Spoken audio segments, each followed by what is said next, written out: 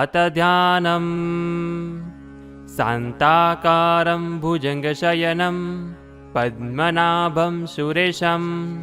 विश्वाधारं गगनसदृशं मेघवर्णं शुभाङ्गं लक्ष्मीकान्तं कमलनयनं योगिभिर्ध्यानगम्यं वन्दे विष्णुं भवभयहरं सर्वलोकैकनाथम्। ॐ श्री परमात्मने नमः इति ध्यानम्। यस्य स्मरणमात्रेण जन्मसंसारबन्धनात् विमुच्यते नमस्तस्मै विष्णवे प्रभविष्णवे। नमः समस्तभूतानाम् आदिभूताय बुभृते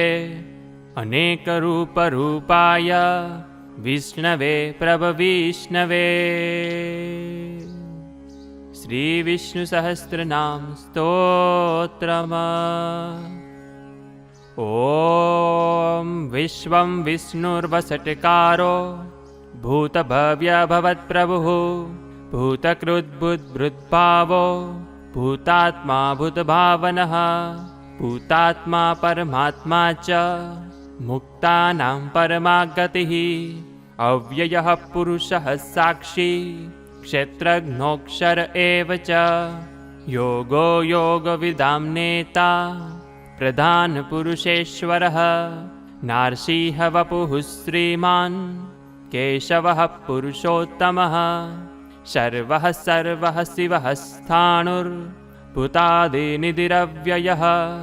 शम्भवो भावनो भर्ता प्रभवः प्रभुरीश्वरः स्वयंभूः शम्भुरादित्यः पुष्कराक्षो महाश्वनः अनादिनिधनो दाता विधाता धातुरुत्तमः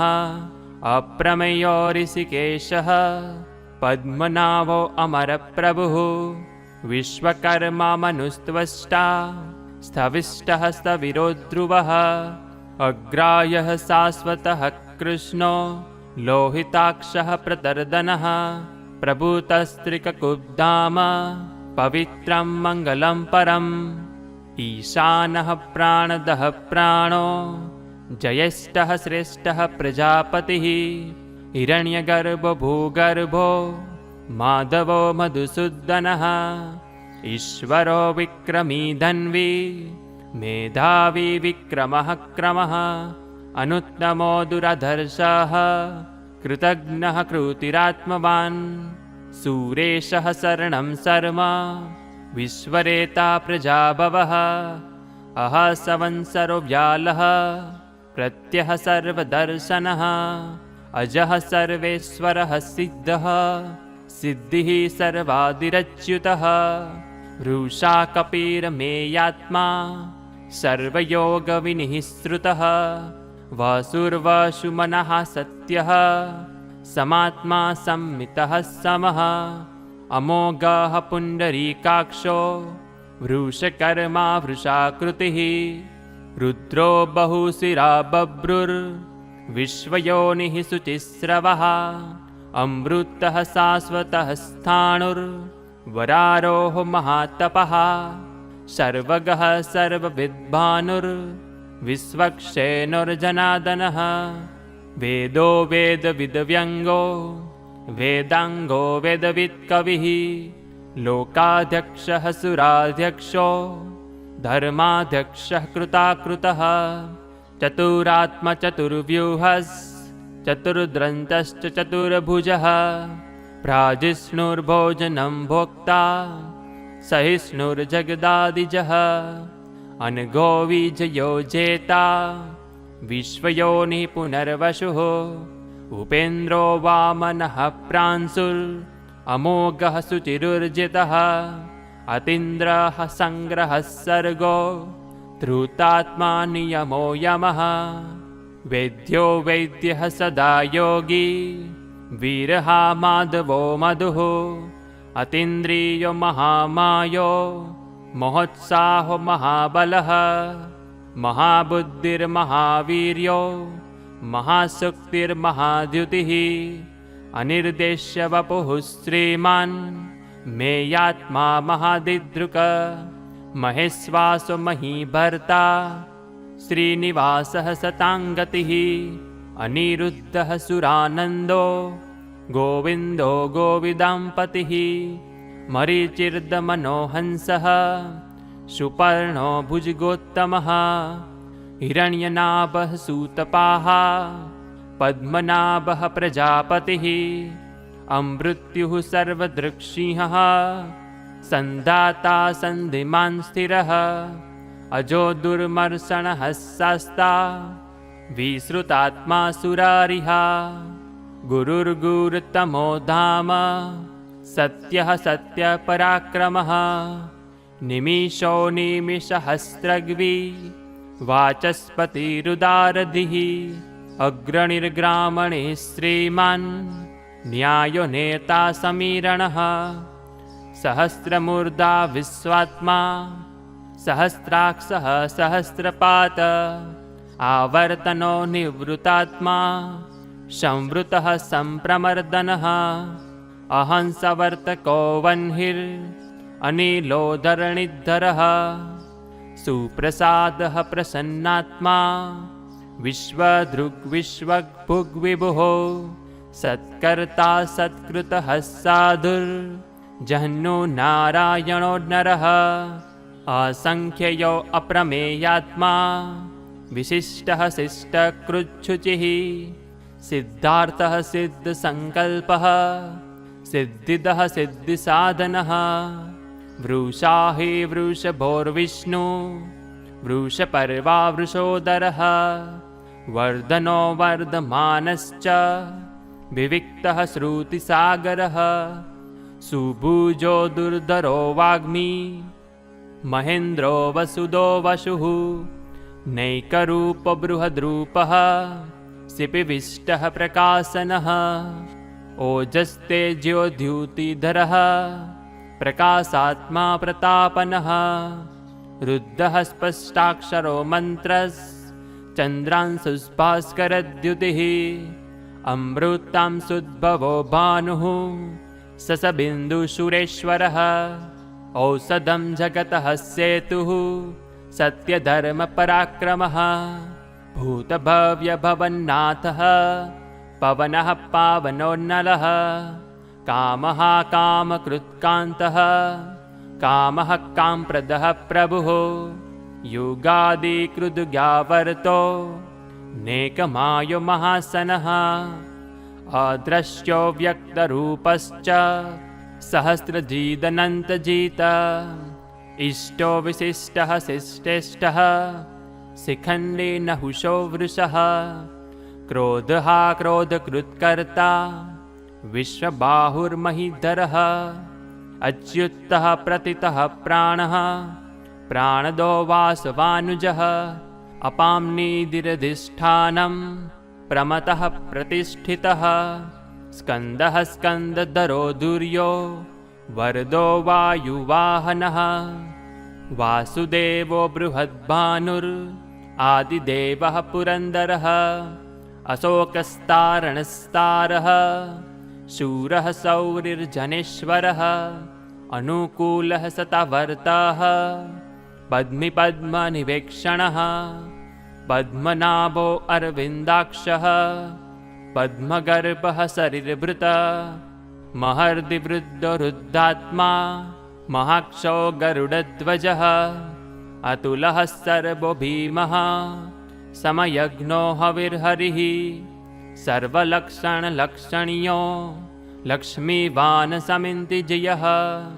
વિક્ષરો રોહિતો માર્ગો હેતુર્દામોદરઃ સહ મહીધરો મહાભાગો વેગવાન મિતાસનઃ ઉદ્ભવઃ ક્ષોભણો દેવઃ શ્રીગર્ભઃ પરમેશ્વરઃ કરણં કારણં કર્તા વિકર્તા ગહનો ગુહઃ વ્યવસાયો વ્યવસ્થાનઃ સંસ્થાનઃ સ્થાનદો ધ્રુવઃ પરર્ધિઃ પરમસ્પષ્ટ સ્તુષ્ટઃ પુષ્ટઃ શુભેક્ષણઃ રામો વિરામો વિરજો मार्गो नेयो नयोन्नयः वीरः शक्तिमतां श्रेष्ठो धर्मो धर्मविदुत्तमः वैकुण्ठः पुरुषः प्राणः प्राणदः प्रणवः पृथुः हिरण्यगर्भः शत्रुघ्नो व्याप्तो वायुर्धोक्षजः ऋतुः सुदर्शनः कालः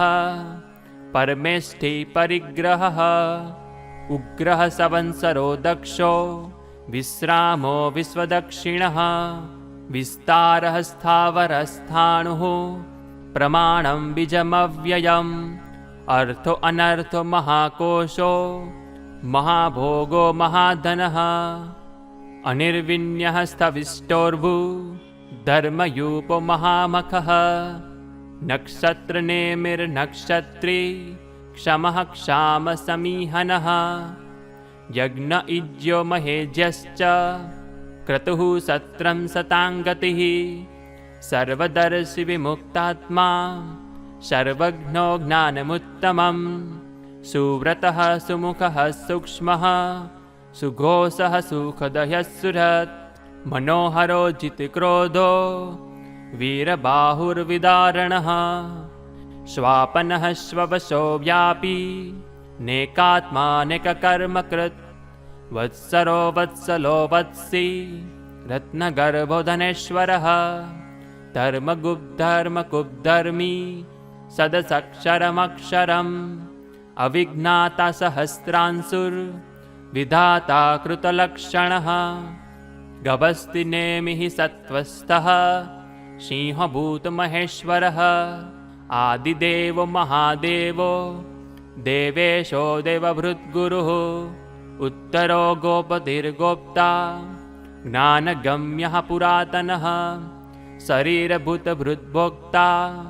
कपीन्द्रो भूरिदक्षिणः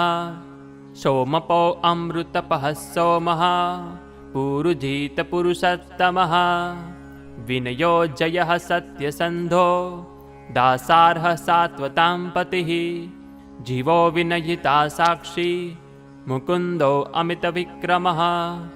अम्भो निधिरनन्तात्मा महोदधीशयो अन्तकः अजो महार्हः स्वाभाव्यो जितामित्रः प्रमोदनः आनन्दो नन्दनो नन्दः सत्यधर्मात्रिविक्रमः महर्षिकपिलाचार्यः कृतघ्नो मेदनीपतिः त्रिपदस्त्रिदशाध्यक्षो महाशृङ्गः कृतान्कृतः महावराहो गोविन्दः सुषेणः कनकाङ्गदी गुह्यो गभीरो गहनो गुप्तश्चक्रगदाधरः वेदाः स्वाङ्गोजितः कृष्णो दृढः सङ्कर्षणोच्युतः वरुणो वारुणो वृक्षः पुष्कराक्षो महामनः भगवान् भगहानन्दी वनमाली हलायुधः आदित्यो ज्योतिरादित्य सहिष्णुर्गतिसत्तमः सुधन्वाखन् परशुर्दारुणो द्रविणप्रदः दिवस्पृक्सर्वदग्व्यासो वाचस्पतिरयो निजः त्रिशामासामगः श्याम निर्वाणं भेषजम्भिषक् संन्यासकृच्छमः शान्तो निष्ठा शान्तिपरायणम् शुभाङ्गः शान्तिदः स्रष्टा कुमुदः कुवलेशयः गोहितो गोपतिर्गोप्ता वृषभाक्षो वृषप्रियः अनिवर्ति निवृतात्मा संक्षिप्ताक्षमकृच्छिवः श्रीवत्सवक्षः श्रीवासः श्रीपतिः श्रीमताम्बरः श्रीदः श्रीसः श्रीनिवासः श्रीनिधिः श्रीविभावनः श्रीधरः श्रीकरः श्रेयः श्रीमान् लोकत्रयाश्रयः स्वक्षः स्वङ्गः सतानन्दो नन्दिज्योतिर्गणेश्वरः विजितात्मा विधेयात्मा सत्कीर्तिचिन्हसंशयः उदीर्णः सर्वतश्चक्षुर्निशः शाश्वतस्थिरः भूषयो भूषणो भूतिर् विशोकः शोकनाशनः अर्चिस्मानर्चितः कुम्भो विशुद्धात्मा विशोधनः अनिरुद्धो प्रतिरथः प्रद्युम्नो अमितविक्रमः कालनेमिनिहा वीरः शौरिः शूरजनेश्वरः त्रिलोकात्मा त्रिलोकेशः केशवः केशिहा हरिः कामदेवः कामपालः कामिकान्तः कृतागमः अनिर्देश्यवपुर्विष्णुर्वीरोऽनन्तो धनञ्जयः ब्रह्मण्यो ब्रह्मकृद्ब्रह्मा ब्रह्म ब्रह्म विवर्धनः ब्रह्मविद् ब्राह्मणो ब्रह्मी ब्रह्मज्ञो ब्राह्मणप्रियः महाक्रमो महाकर्मा महातेजा महोरगः महाक्रतुर्महायज्वा महायज्ञो महाहविः स्तव्यः स्तवप्रियः स्तोत्रं स्तुतिः स्तोतारणप्रियः पूर्णः पूरजिता पुण्यः पुण्यकीर्तिर्नामयः मनोजवस्तीर्थकरो वसुरेता वसुप्रदः वसुप्रदो वासुदेवो वसुर्वसुमनाहविः सद्गतिः सत्कृतिः सत्ता सद्भूतिः सत्परायणः सुर्षेनो यदुश्रेष्ठः सन्निवासः सुयामुनः भूतवासो वासुदेवः सर्वासु निलयोन्नलः दर्पः दर्पदो दुप्तो दुर्धरोऽथा पराजितः विश्वमूर्तिर्महामूर्तिर्दीप्तमूर्तिरमूर्तिमान् अनेकमूर्तिरव्यक्तः शतमूर्तिः शताननः एकोनेकः सवः कः किं यत्तत्पदमनुत्तमं लोकबन्धुर्लोकनाथो माधवो भक्तवत्सलः सुवर्णवर्णो हेमाङ्गो वराङ्गश्च दनाङ्गदी वीरः विषमः शून्यो घृताशीरचलश्चलः अमानिमानदो मान्यो लोकस्वामी त्रिलोकधृक सुमेधा मेधजो धन्यः सत्यमेधाधराधरः तेजवृषो द्युतिधरः सर्वशस्त्रभृतांवरः प्रग्रहो निग्रहो व्यग्रो नेकशृङ्गो गदाग्रजः चतुर्मूर्तिश्चतुर्बाहुश्चतुर्व्यूहश्चतुर्गतिः चतुरात्मचतुर्भावश्च चतुर्वेदविदेकपात् समावर्तो निवृत्तात्मा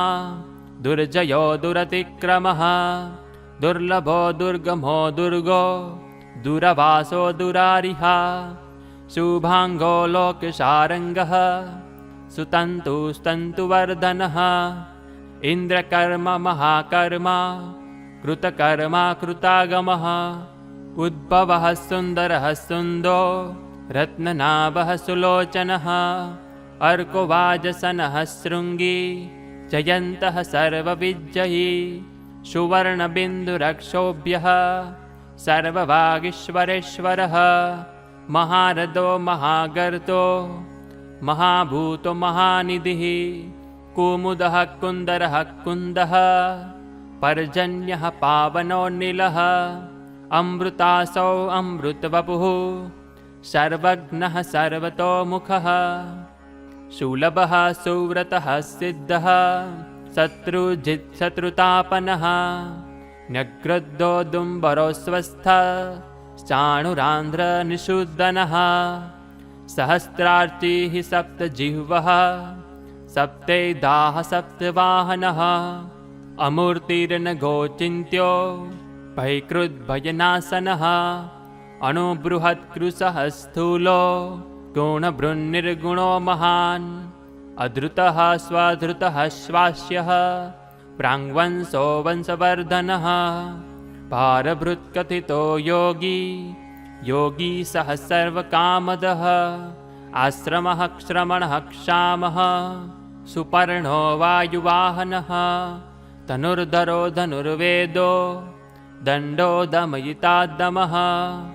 अपराजितः सर्वशः